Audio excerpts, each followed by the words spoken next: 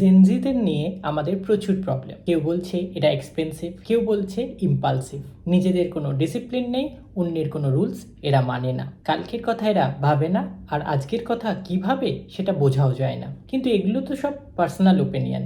Data কি বলছে?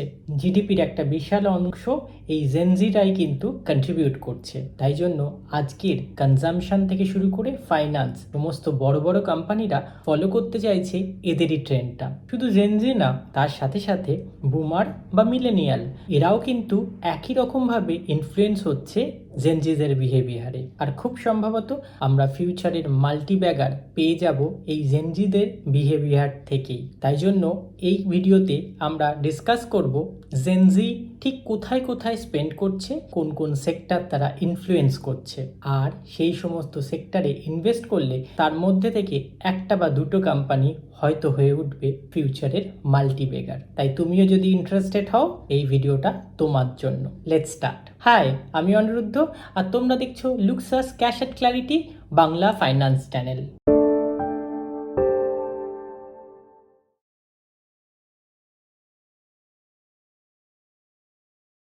জেনজিদের বুঝতে সবচেয়ে আগে বুঝতে হবে YOLO life, you live only once. এটাই তারা খুব বেশিভাবে বিশ্বস্ত। আর তাই জন্য লেট নাইট স্ক্রোলিংয়ের সাথে সাথে যখনই buy now and get discount আসে, এদের ইম্পালসিভ বাই আর স্টপ হয় না। কিন্তু এই ইম্পালসিভ বাইয়ের মধ্যে আউটফিট, কসমেটিক্স, অ্যাক্সেসরিজ সমস্ত কিছু। কিন্তু কোন কোন কোম্পানি বেনিফিট পাচ্ছে এই জেনজিদের ইম্পালসিভ বায়ে? নাইকা ফ্যাশন, রিলায়েন্স ট্রেন্ড। শুধু যে আউটফিট বা অ্যাক্সেসরিজ তাই না, তার সাথে সাথে উঠে আসছে লেট নাইট ক্রেভিং। তার সাথে সাথে হয়ে যেতে থাকছে অনলাইন ফুড অর্ডারিং।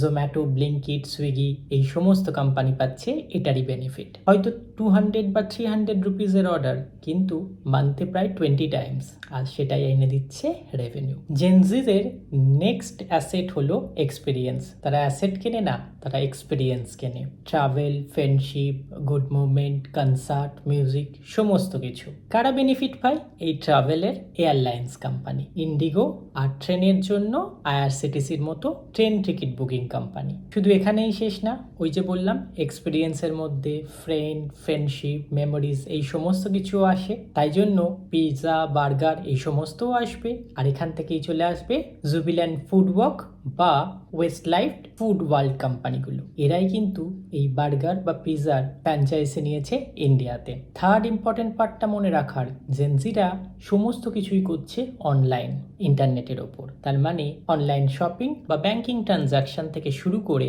এন্টারটেনমেন্টও এই ইন্টারনেট ডেটার ওপরে। তাহলে কোন কোম্পানি বেনিফিট পাবে? রিলায়েন্স জিও বা ভারতী এয়ারটেলের মতো কোম্পানিরা। এরপরে যদি দেখা যায় জেনজিদের আর একটা খুব ইম্পর্টেন্ট পার্ট, ওওটিডি। এই ওয়ার্ডটার সাথে আমিও পরিচিত ছিলাম না।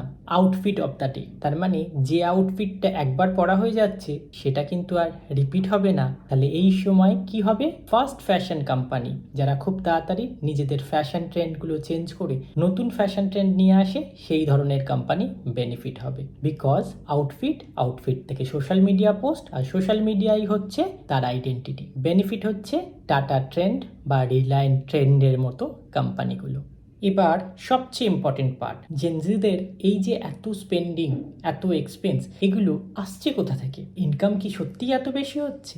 একদমই না। জেনজি লাইফ অ্যাকচুয়ালি লোন বা ক্রেডিট লাইফ। তাই তার সবচেয়ে বেনিফিট পাচ্ছে কনজিউমার লোন বা ক্রেডিট কার্ড দেওয়ার কোম্পানিগুলো। আর ব্যাক এন্ডে ব্যাংক, যেমন Bajaj finance, SBI card, HDFC, ICICI এর মতো প্রাইভেট ব্যাংকগুলো। জেনজিদের প্রচন্ড বেশি ট্রানজাকশনস হচ্ছে ইউপিআই এর ওপর। ছোট ছোট ট্রানজাকশনস, কিন্তু ভলিউম টোটালি অনেক বেশি। ইউপিআই কোম্পানিগুলো যেখানে স্ট্রাগল করছে তাদের প্রফিট নিয়ে, সেখানে ব্যাক এন্ডে বেনিফিট পাচ্ছে ব্যাংক। কারণ ব্যাংকের থ্রু দিয়েই অ্যাকচুয়াল ট্রানজাকশনটা হচ্ছে। ইউপিআই শুধুমাত্র সামনের একটা প্ল্যাটফর্ম প্রোভাইড করছে। তাহলে বেশ কয়েকটা ট্রেন্ড আমরা বুঝতে পারলাম। ইনভেস্টরদের কিন্তু জেনজিদের এই ইয়োলো লাইফ নিয়ে কোনো প্রবলেম নেই। তার কারণ তারা ক্রিটিসাইজ করে না, তারা শুধুমাত্র বিহেভিয়ার ফ্লো দেখতে চেষ্টা করে আর মানি ফ্লোকে অ্যালাইন করে। তাই জেনজি নিয়ে তোমার যাই মতামত থাক, আজ থেকে 10 বছর 20 বছর পর এই বিহেভিয়ার থেকেই উঠে আসবে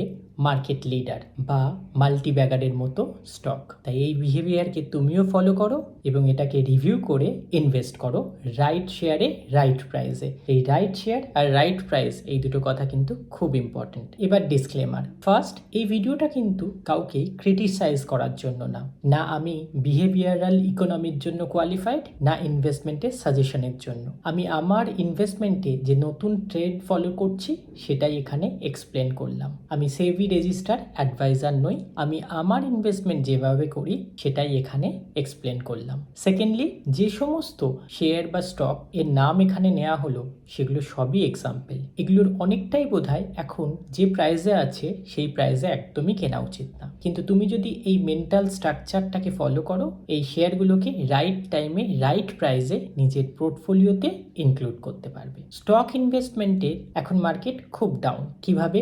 খুব সহজে 3টে হ্যাকের সাহায্যে স্টক সিলেক্ট করতে পারবে। সেটা জানতে চাইলে এই ভিডিওটা অবশ্যই দেখো। আর জেনজি নিয়ে এই ভিডিওটা যদি ভালো লেগে থাকে, লাইক, কমেন্ট, সাবস্ক্রাইব করতে একদম ভুলো না। See you soon.